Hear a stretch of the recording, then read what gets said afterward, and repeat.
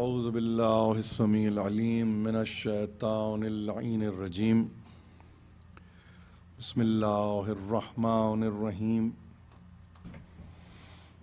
अल्हम्दुलिल्लाहिल्लज़ी ज़िक्रुहु शरफ़ुन लिज़्ज़ाकिरीन व ताअतुहु नजातुन लिलमुतीईन व हम्दुहु इज़्ज़ुन लिलहामिदीन व शुक्रुहु फ़ौज़ुन लिश्शाकिरीन वस्सलातु वस्सलाम अला सय्यदिल अंबिया वल मुरसलीन अबिल क़ासिम मुहम्मद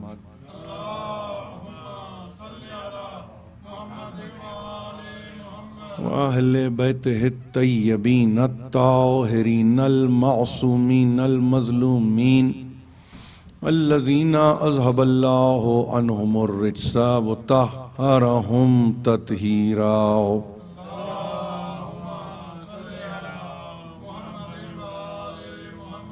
अम्मा बअद फ़क़द क़ाल अल्लाहु सुब्हानहु व तआला फ़ी मुहकम किताबिहिल हकीम या अय्युहल्लज़ीना आमनू औफ़ू बिल उक़ूद। सलावत।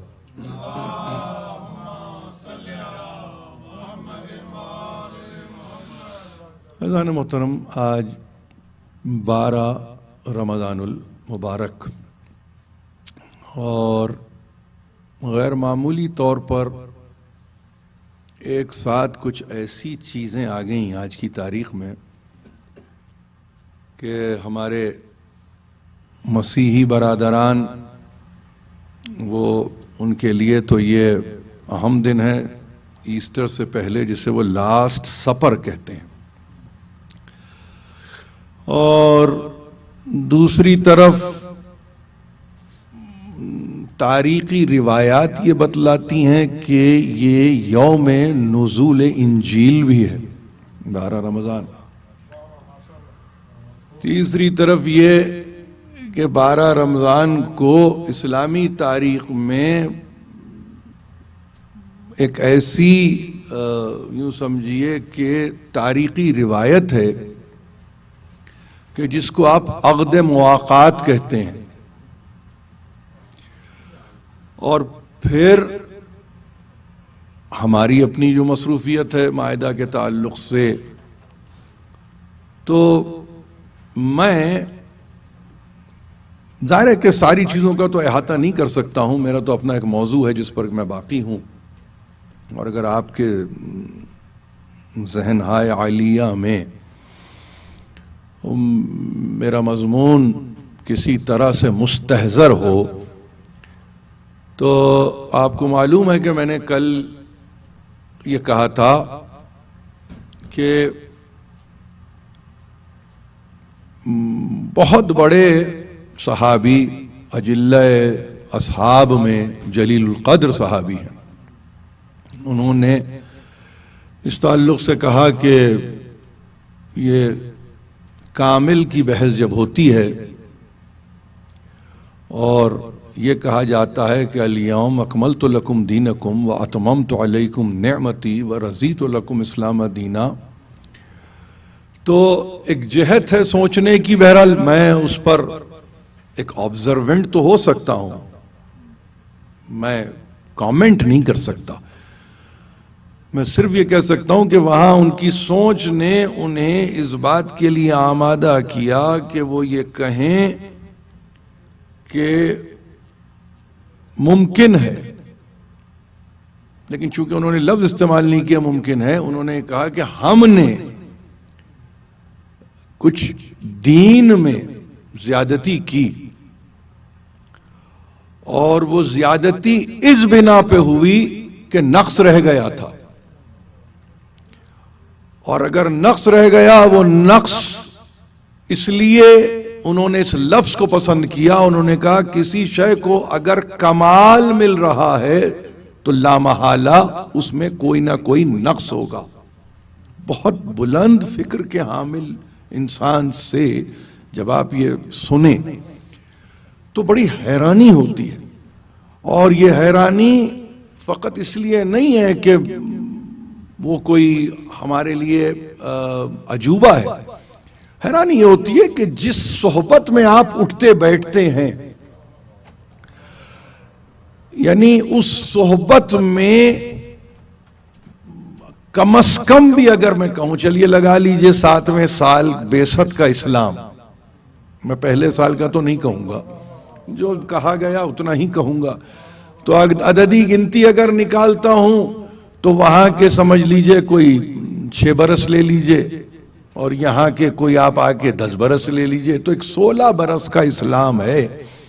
मगर जो ऐसा नहीं है कि उसको वो साया नसीब नहीं है, नहीं, वो छांव नसीब है, रहमत की छांव, और उसमें इंसान ये कहे और आजुर्दा खातिर हो, महजून हो, मगमूम हो, और मैं समझता हूं गिरिया हो, और वो ये कह रहा हो कि हमसे ज्यादती हो गई और कुछ हमने एक्सेसिव मेजर्स ले लिए रिलीजन में, और उसके बाद ये कि हाँ एक नक्स, उन्होंने कहा, लफ्ज को इस्तेमाल किया, नक्स, ये नक्स रह गया था इसलिए दीन कामिल हो गया। अब मेरे लिए तो कोई मसला नहीं है, लेकिन मैं उन अजहान को मुतवज्जे करना चाहता हूं आलम इस्लाम के खास तौर पर, कि जो ये समझ लें कि हम जो कह रहे हैं हम बरबिनाए सनद मासूम कहते हैं, ये हमारा तरीका है।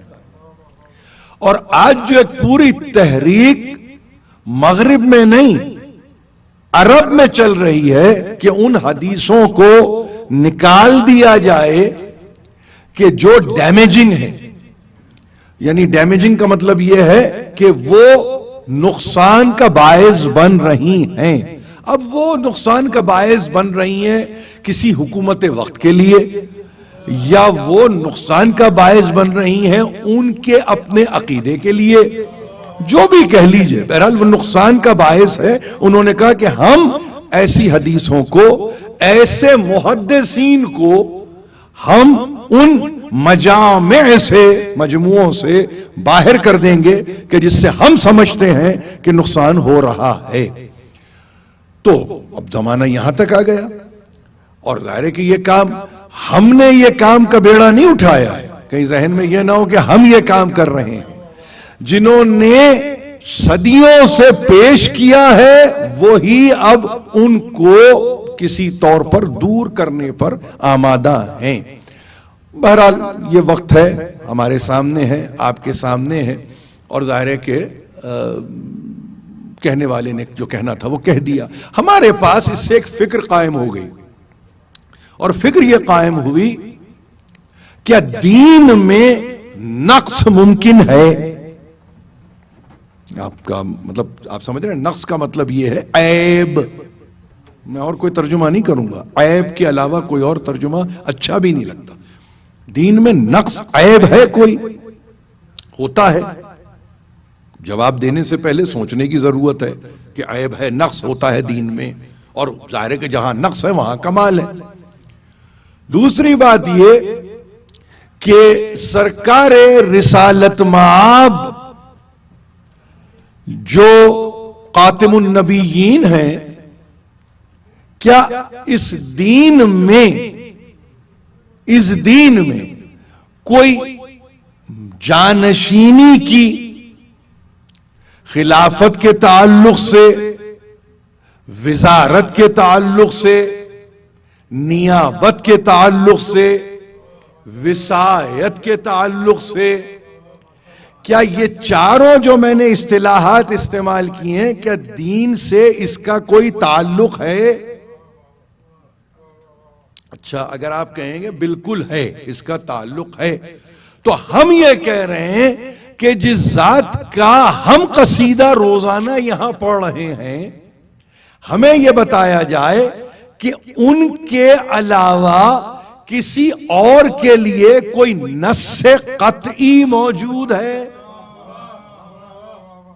आप ये कहिए कि हां इनके लिए, इनके लिए, इनके लिए भी नुसूस मौजूद हैं। नस से कतई, नस से नस किसको कहते हैं? कतई हुक्म को। नस है कतई हुक्म, यानी अब इसका मतलब क्या हुआ? अगर नस है आपके पास, इज्तिहाद नहीं है। नस के मुकाबले पे इज्तिहाद नहीं हो सकता, दिल जितना भी चाह रहा हो। नस कतई हुक्म, और वो हुक्म कतई अगर है तो दो ही उसके रिसोर्सेज होंगे, एक कुरान और एक हदीस। ये दो सोर्सेस के नतीजे में नस है। क्यों? अब हम कहते हैं अगर हदीस है, उमूमी तौर पर आपको जब कहा जाता है हदीस, तो वहां पे असहाब भी आ गए, लेकिन हमारे पास हदीस के माने हदीस मासूम, यानी इसका मतलब यह है कि वो साये इस्मत में कौल है जो आप तक पहुंचा।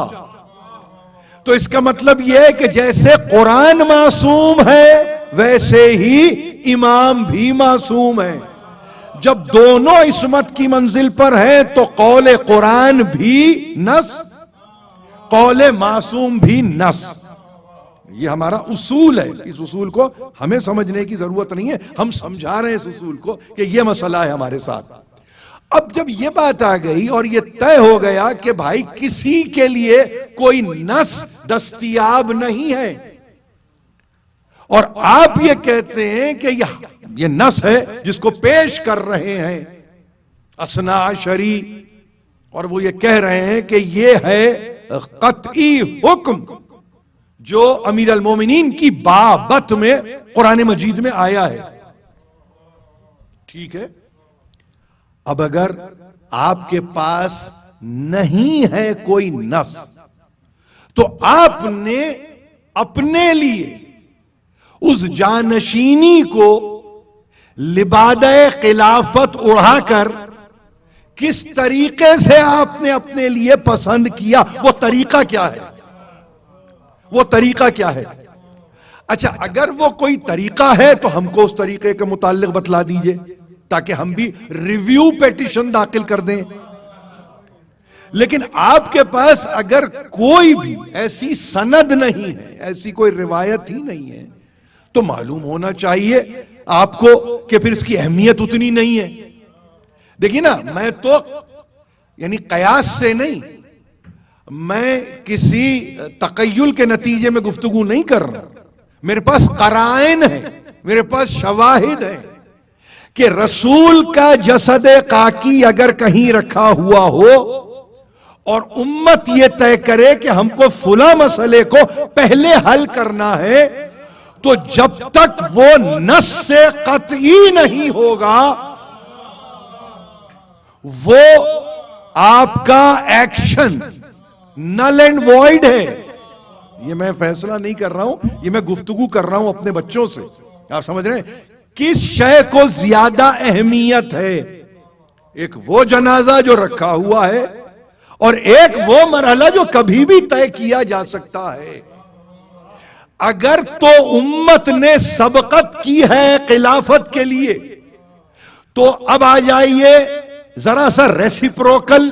हम नहीं अपने आप को करना चाहते, मगर मैं जरा और आगे बढ़ के बात करना चाहता हूं। रेसिप्रोसिटी को मैंने डिस्कस नहीं करता अभी, मैं थोड़ा सा आगे करके आता हूं। मुझे यह बताइए कि अगर यह तय किया है कि हमारे पास वो अहम है, तो मुझे हक बनता है कि मैं ये पूछूं कि बताइए कि इसकी सनद क्या है, नस क्या है, इसकी फर्जियत कहां पर है, जिसके लिए आपने ये अटेम्प्ट किया है बाय चॉइस। इसका मतलब कितनी अहमियत की चीज है ये, कितनी अहमियत की। यानी जहां नुसूस अवेलेबल न हो, वहां पे तो खिलाफत की इतनी अहमियत हो, लेकिन जहां दुनिया ये कहे अकीदों में अलग रह के कि यौम अरफा में ये आयत आई, 18 जिलहिज को ऐलान विलायत के बाद ये आयत आई, तो उसके बाद उसकी अहमियत ही नहीं है और उसके ताल्लुक से कोई गुफ्तगू ही नहीं है, तो तकलीफ इसलिए होती है कि समझने का कसूर है। यहां फहमाइश का मसला है, यहां पर किसी शय को पहचानने का मसला है। अगर ये चीज समझ में आ जाती तो यकीन जानिए ये तफरीका ना होता। आप जो कह रहे हैं ना, अंग्रेजी जबान में कहने वाले कह रहे हैं कि हम अगर ये समझ लेते तो उम्मा बिल्डिंग यानी उम्मा को बनाने में दिक्कत ना होती। एक बात। दूसरी बात ये कि अगर आप ये तय कर लें कि ऐसे इत्तेहाद के नतीजे में उम्मा को हम बना सकते हैं, तो उसके लिए कोई साउंड पोजीशनिंग आपको लेनी होगी बाबे विलायत में। अगर वो विलायत के बाब में आपकी पोजीशन साउंड नहीं है तो यकीन जानिए उम्मा की तरतीब मुमकिन नहीं, तश्कील मुमकिन नहीं। इसलिए कि लीडर को तो पहले तय करो, उम्मत को तो बाद में तय करो। पहले बताओ कि जानशीन रसूल कौन है, पहले बताओ कि खलीफतुर रसूल कौन है, पहले बताओ कि वसी रसूल कौन है। जब एक मर्तबा आप उसको बतला देंगे तब उसके बाद आप कहेंगे कि हां ये उसके नतीजे में बनने वाली उम्मत है। लेकिन जहां यही मरहला तय न हो तो वहां पे आप फरमा रहे हैं कि उम्मा बिल्डिंग, उम्मत के ताल्लुक से गुफ्तगू। भाई जहां हादी नहीं है, जहां हिदायत करने वाला नहीं है, तो वो तालिबान हिदायत की गुंजाइश कहां होती है? कहां गुंजाइश होगी? गुफ्तगू यहां तक है मेरी। मैं सिर्फ अर्ज ये करना चाह रहा हूं कि इसको जरा सा समझ लीजिए। हमारे लिए आये तकमील दीन है, हमारे लिए वो आयत आये इत्माम नेमत है, हमारे लिए वो आयत आये रिजाए रब है, वो हमारे लिए है। और तीनों जहतों से वो अलग अलग नहीं है, किसी की जात में मुजस्सम हो जाती है। अलग नहीं है कि तकमील दीन किसी के लिए, इत्माम नेमत किसी के लिए, अल्लाह की रजा किसी के लिए। ये तीन नहीं, यहां तीन का सिलसिला नहीं है। वो तीन है नहीं, एक है जिसके लिए सब कुछ है।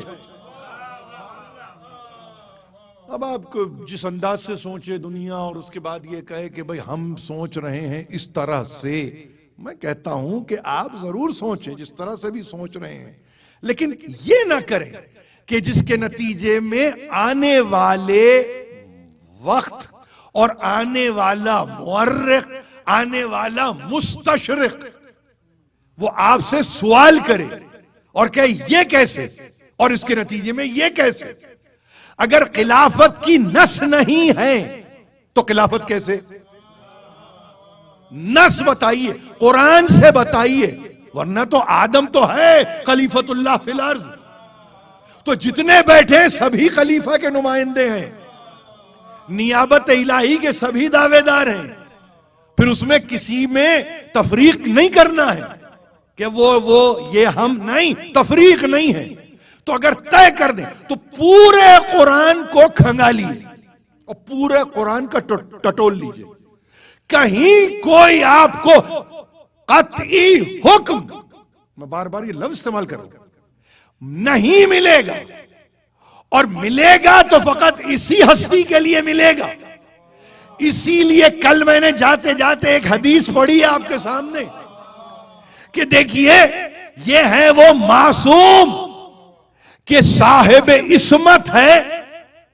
और वो साहिब इस्मत का मतलब यह कि मिन लदुन इल्म ले रहा है, कियास को दाखिल नहीं कर रहा है, अपने नफ्स को शामिल नहीं कर रहा है, बल्कि वो एक मर्तबा कह रहा है कि ये आयत कब आई, पहले नहीं आई है ये आयत, ऐलान से पहले की आयत नहीं है। जब ऐलान हो चुका तो उसके बाद अल्लाह कौन, जल्ले जलालहू, उसने इस आयत को नाजिल किया। और जब ये नाजिल किया तो उसके बाद मासूम ने कहा वह हुआ आखिरुल फरीजा, उसके बाद फिर कोई सुम्मा लम यनजिल बादोहा अल फरीजा, यानी ये आखिर फरीजा है, इसके बाद फिर कोई फरीजा नाजिल नहीं हुआ। कौन सा फर्ज है कि जिसको कतईयत मिली और कुरान ने अपने दरवाजों को मुकफ्फल कर लिया?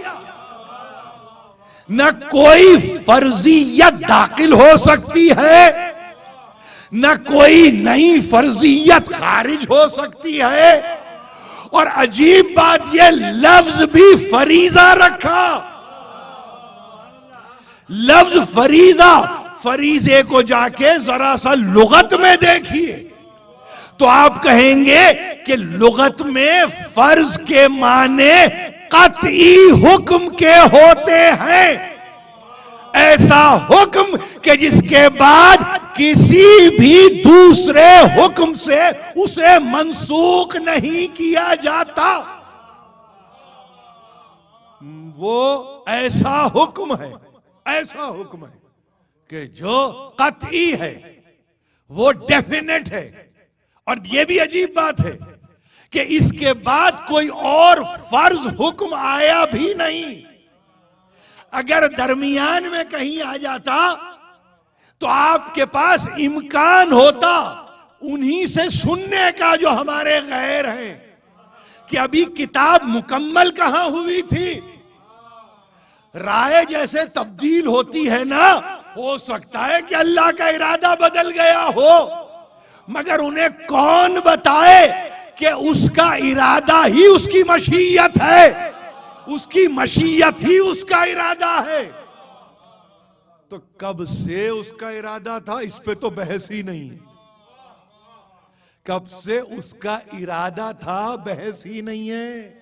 आप मेरी बात समझ रहे हैं? कोई बहस नहीं हो सकती, कोई आपके पास कोई डिसिप्लिन नहीं है कि कोई कह सके कि इरादे इलाही पे बहस करो, कब से ये इरादा है ही नहीं। कोई गुफ्तगू का इम्कान ही नहीं है।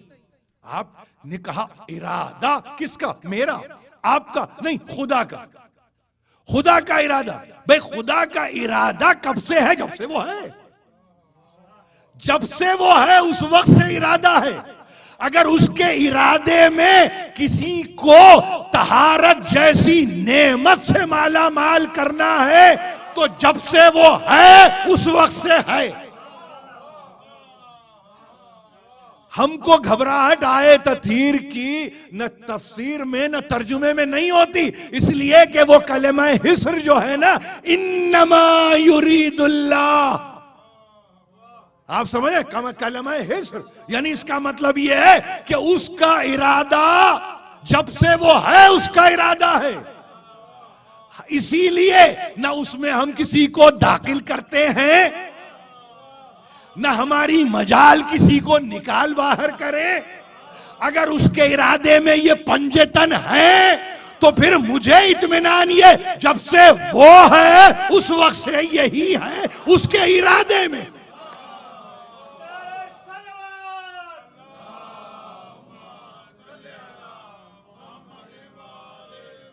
अब आप कहेंगे, अब आप मुमकिन है जहन कहीं निकलता हो और ये आमादा होता हो, जैसे हो जाता है कभी कभी कि अच्छा उस वक्त से इरादा इलाही में है, वो इरादा इलाही में है। इसीलिए हमारे पास, हम मजहब के ताल्लुक से मुंह शिगाफी नहीं करते। आप समझे ना?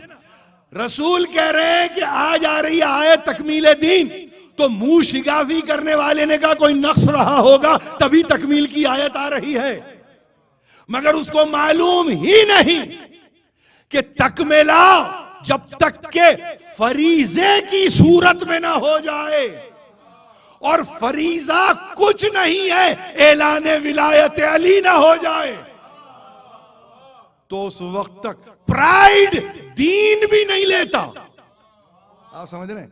यानी रुकी हुई है वही कि ऐसा फर्ज, ऐसा हुक्म एक मर्तबा दे दिया जाए जिसके बाद जब वही का दरवाजा बंद हो तो इत्मीनान हो, खुदा को नहीं उम्मतों को, कि परवरदिगार तूने इस गुजरती हुई दुनिया में हिदायत का इंतजाम रखा है, ये हिदायत का इंतजाम रखा हुआ है। विलायत कुछ नहीं सिवा हिदायत के।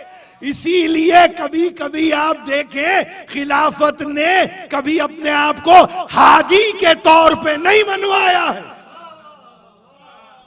कभी नहीं। कोई तारीख में बताइए आप मुझे कि वो हिदायत नहीं। हिदायत से क्या ताल्लुक? हुकूमत से ताल्लुक है, हिदायत से हमारा ताल्लुक नहीं है।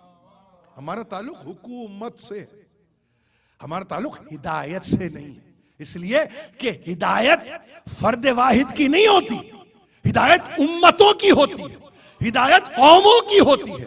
फिर हिदायत को किसी खास जमाने के लिए नहीं रहना है, उसको कयामत तक के लिए जाना है हिदायत को। तो वो हमसे मुमकिन नहीं है भाई। अगर आपसे ये कह दिया, अपने फैसलों में बतला दिया ना, मैं फैसला नहीं कर सकता हूं। अगर कोई खुद कहे कि फैसला मुझसे मुमकिन नहीं है, तो इसलिए भी नहीं है कि उसके लिए आदिल की जरूरत है। सिफत आदिल जितनी मुतलक इमाम में रखी है, खलीफा वक्त में नहीं है।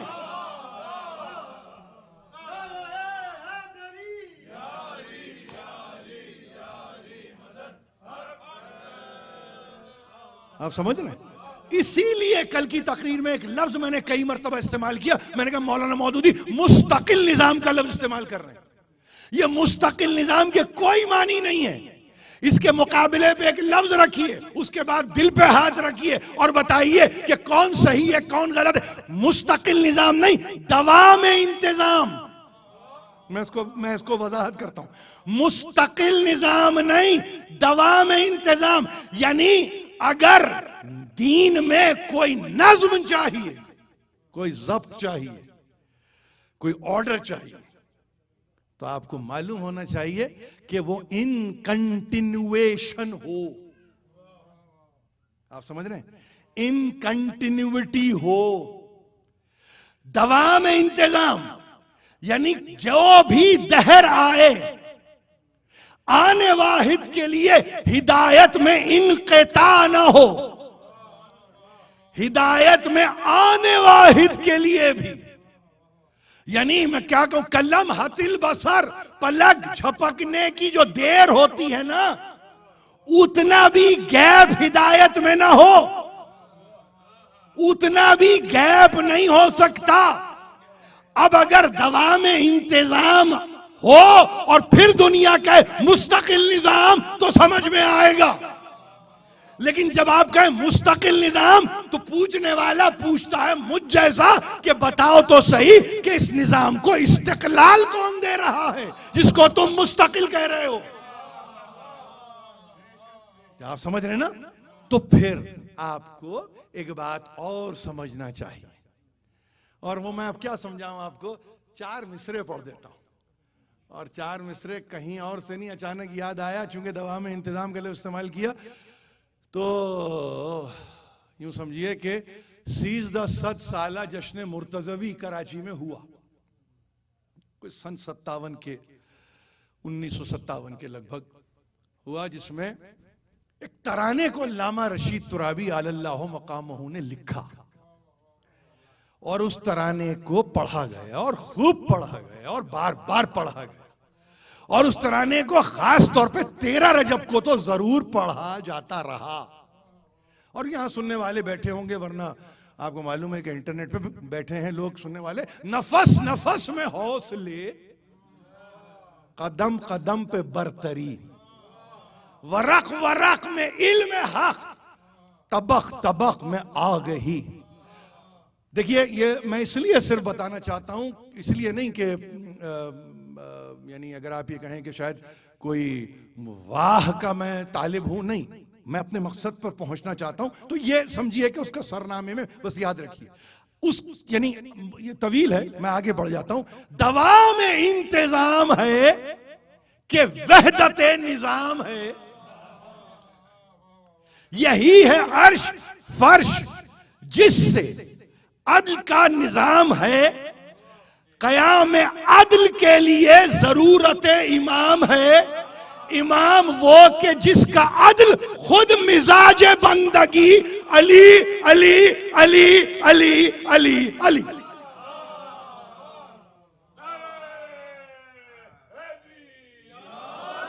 अब आपको स्टेप समझ में आने चाहिए। ये दवा में इंतजाम असल में यूनिटी है। ये दवा में इंतजाम कुछ और नहीं है। किसी को मनवाते रहना नहीं है हर दौर में कि ये मैं हूं, वो मेरे बाप थे, ये मेरा बेटा है। नहीं, ये निजाम की वहदत है। वो निजाम की वहदत है कि जिसको वो जाहिर कर रहे हैं दवा में इंतजाम में। दवाम का मतलब ऐसा इंतजाम जिसको कयामत तक की बका हो, ऐसा इंतजाम जो कयामत तक के लिए रह जाए।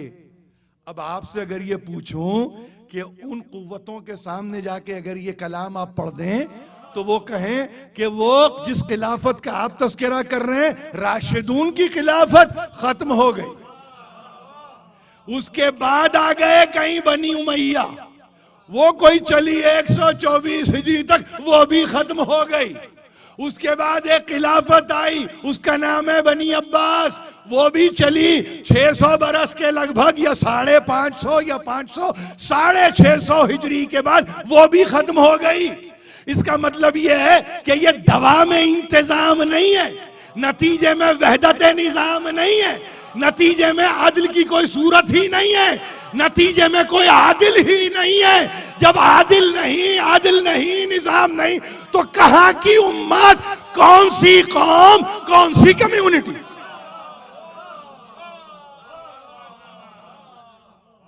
ये है, ये आप समझ रहे हैं। मैंने कुछ स्टेप्स लिए आपके सामने।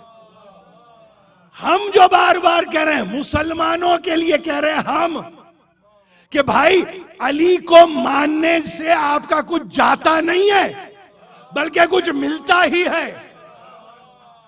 अली को कब देखा आपने कुछ लेते हुए? पहले मुझे यह बताओ, तारीख में कोई वाकया बताओ।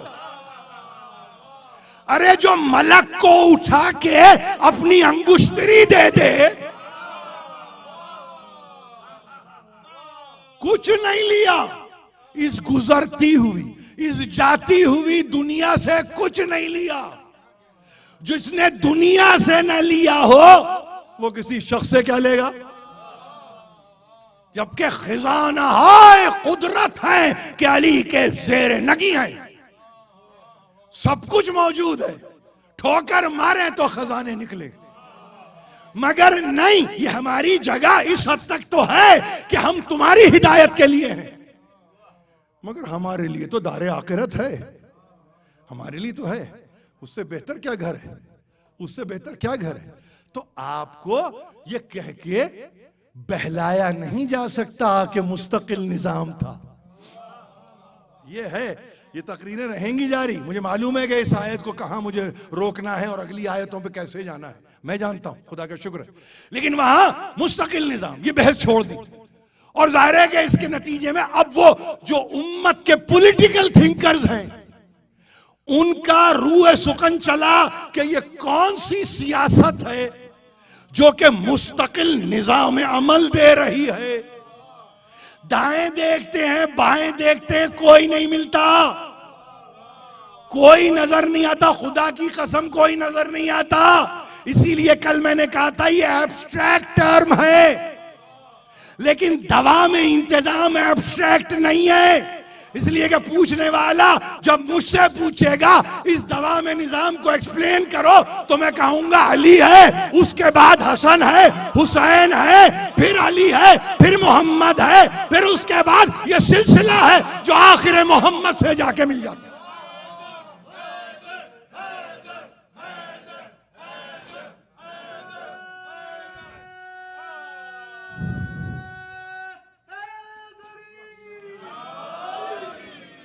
एक अली से बिगड़ के चले तो नुकसान किसी का नहीं किया। अब देखिए नक्श कहां पैदा हुआ, अली से बिगड़े तो नक्श किरदार में आ गया। आप दीन में नक्श देखने चले थे, तुम में वो नक्श नुमाया हो गए। आप दीन में नक्श तलाश कर रहे थे, वो आपकी जात में हुवैदा हो गया। फकत एक अली से बिगड़े, एक अली, इसीलिए अली से बना के रखो। आप समझ रहे, गिरती हुई हुकूमतें भी किसी से कुछ ना बन पड़ा तो कभी अली का नाम लिया, कभी हुसैन का नाम ले लिया। है ना भाई, यार है आज के पॉलिटिकल सिस्टम का हिस्सा है अली। क्या अजीब बात कर रहा हूं। आप माने ना माने, पॉलिटिकल सिस्टम का हिस्सा अली भी है, हुसैन भी है, सिस्टम का हिस्सा है। अब इस सिस्टम को दवाम तो दो कि जब इख्तिदार में आओ फिर याद रख के बताओ कि तुम्हें अली याद रहे, तुम्हें हुसैन की भी याद आती है। ये तो बहुत, अरे ये आप क्या कर रहे हैं, वहां पे तो सिलसिला है, मौजूद है माजी में। कुछ ना बन पड़े तो अली का नाम ले लो, कुछ ना बन पड़े तो हुसैन का तस्करा कर लो। अरे आप क्या बात कर रहे हैं, वहां पे बेहतरीन शाहों के शाहों ने अपनी अपनी तलवारों पे अली का नाम कंधा करा के, फकत इसलिए कि नाम में इतनी ताकत है, नाम में इतनी ताकत है, कंधा कर लिया तलवार पे। और मालूम यह हुआ कि अब मुझ में ताकत आई, तो यही तो दवा में इंतजाम है जिसका रसूल इंतजाम करके जा रहे थे। यही तो दवा में इंतजाम था कि भाई तुमने अली को देखा, हो सकता है शब रोज में कोई मकासमत अली से रही हो, लेकिन मैं एक अली नहीं, मैं उसके बाद एक सिलसिले को छोड़ के जा रहा हूं। इसीलिए किसी ने जब जाफर इब्ने मोहम्मद से पूछा कि नेमत से मुराद कौन है, तो कुरान की आयत पढ़ते हुए कहा यारिफूना नेमतल्लाहि सुम्मा युनकिरूनहा व अक्सरुहुमुल काफिरून। सूरह नहल की आयत पढ़ के कहा ये नेमतों के आरिफ हैं मगर मुनकिर हो जाते हैं, मगर इनको मालूम नहीं, नतीजे में ये काफिर हो जाते हैं।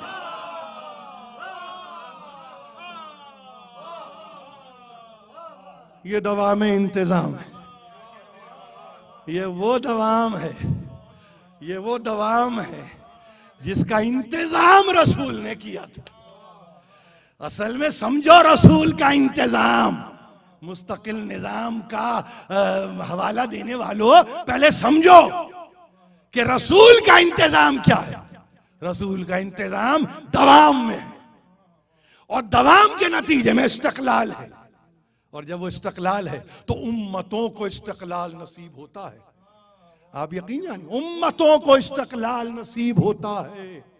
और फिर यही नहीं है, बेइख्तियार इंतहा पे पहुंचते हुए मुझे कोई याद आए या ना आए, एक हदीस ही याद आई, और वो हदीस अबू सईद खुदरी ने बयान की।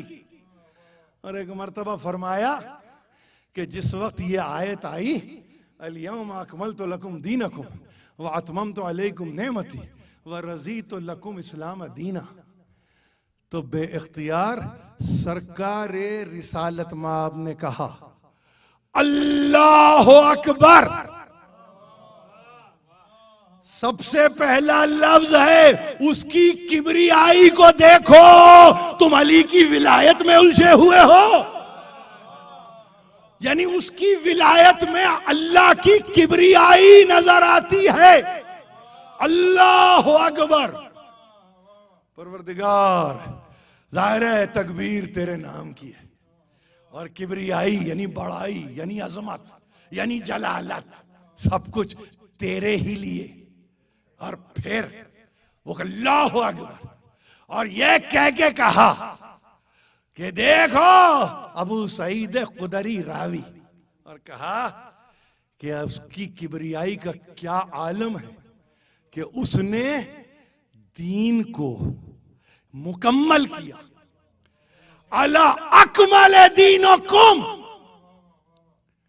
और फिर यही नहीं है कि दीन को मुकम्मल किया, वह अतममतु अलैकुम नेमत, नेमत को उसने तमाम किया और तुम्हारे लिए उसने पसंद किया अपनी मर्जी को। बहुत गौर सुनिए, रिजाए रब, अपनी मर्जी को उसने पसंद किया। आखिरी फिक्रा याद है ना, वह रजी तो लकुम इस्लाम दीना, मुख्तसर तारीफ उसकी मर्जी की, रिजाए रब है, ये उसकी मर्जी है, यानी वो उसकी मर्जी का नुमाइंदा है। काहे के लिए? बेरिसालती व विलायत अली इब्न अबी तालिब।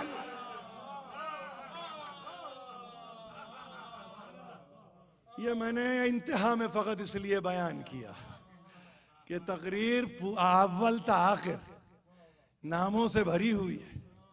उठते उठते कान में वो नाम ले जाएं जो कयामत में काम आए, यानी आखिरी नाम वो सुन के उठे कि दम निकले ना, तो कम से कम मैं भी जमानत दूं आपके लिए, आप भी जमानत दें मेरे लिए। आखिरी ये नाम था जो जबान पे रहा, ऐसे वैसे का नाम नहीं लेना है। इसीलिए अपनी जबान को आलाइशों से पाक करो। यह भी एक काइंड ऑफ अ पोल्यूशन है, आप समझें, यह भी एक तरह की आलूदगी है। अपने आप को पोल्यूट ना करो। हाँ, वही रवैया हो, वही तर्ज अमल हो, नहीं वही हुस्न अमल हो जो सरकार रिसालत माब ने अख्तियार किया था। परवरदिगार तेरी किबरियाई का क्या मैं तस्करा करूं, क्या मैं तारीफ करूं। दीन को भी मुकम्मल कर रहा है, नेमतों को भी तमाम कर रहा है, अपनी मर्जी को भी हम में रख रहा है, मेरी रिसालत और अली की विलायत के साथ। इलाही व सैयदी व मौलाया व रब्बी, परवरदिगार इस कलील तवस्सुल को हमसे कबूल फरमा।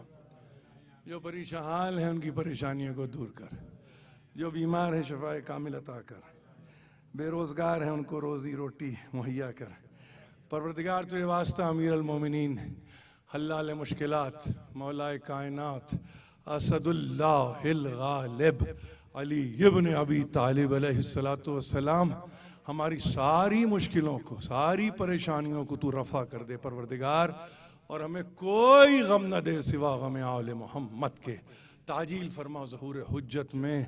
वाखिर दावाना अनिल हम्दुलिल्लाहि रब्बिल आलमीन व सयअलमुल लज़ीना ज़लमू अय्या मुनक़लिबिन यनक़लिबून। सलावत।